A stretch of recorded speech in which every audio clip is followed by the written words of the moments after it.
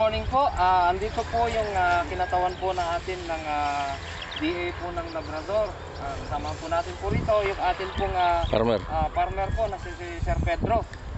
So, nagkandak po tayo ng tawag po dito, sampling po dito sa trial po dito sa kanyang tawag po dito sa upper burns po yung kanilang problema po kasalukuyan ngayon.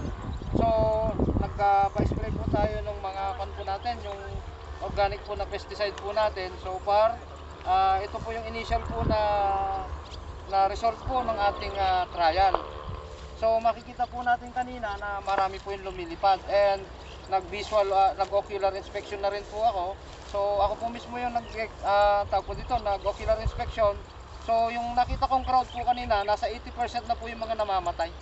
Doon sa dati talagang nandito kanina, halos hindi naman po sila nakaalis. So titignan din ulit po natin bukas kung ano yung pagbabago, kung may mga matitira pa at pwede pa natin po ulit na pa-sprayan para po ma-eliminate nating 100%, 90 to 100 totally po na ma-eliminate po natin yung ating mga peste po rito sa ating palay. So may karagdagan pa po ba kayong gustong sabihin, Sir Pedro, po sa ating mga kasamahan na nakakita sa ating ginawa? Ang ano ko lang, ano ba dapat gagawin pagka